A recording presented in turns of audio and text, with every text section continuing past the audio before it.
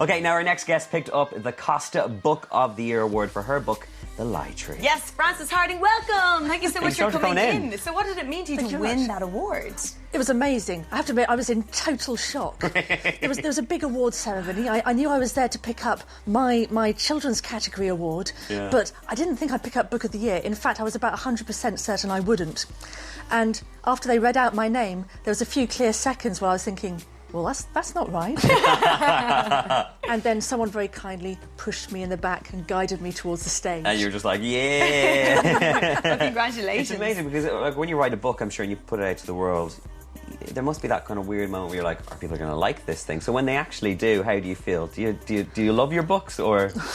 I have a really rocky relationship with my books. At first I'm really fired up and that momentum, that enthusiasm carries me through for a long way, and then I hit a point about 2/3 of the way through where I fall out of love with the book. Really? And from that point on, it's just painful. You know, I become convinced that it was a terrible idea, everyone's going to hate it, and by the time I've finished the book enough to actually hand it in, I usually actually hate it. Really? And then the critics come and say, this is amazing. And how do you feel then? Then you fall back in love with it. Yeah.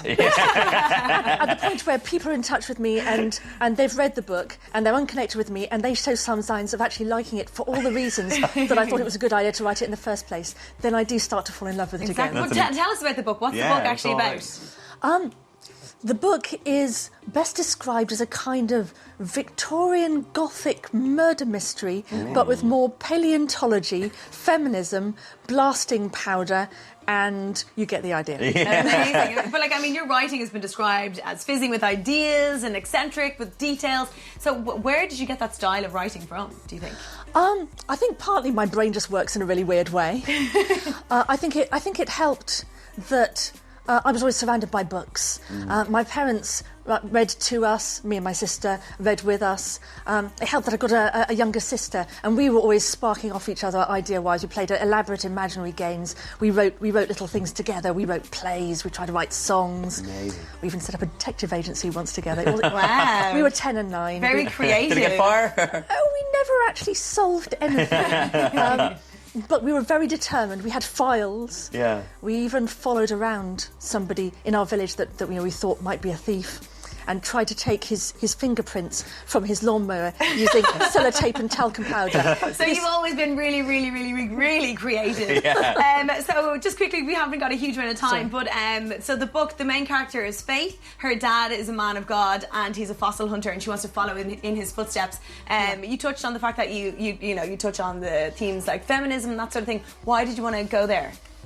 Well, I started considering writing it in the Victorian period because I had this key idea of this tree that feeds on lies and bears fruit that can be eaten to give people a secret. And the Victorian period seemed like a good period because you have all these facades, you have hypocrisy, you have a certain amount of double lives being lived.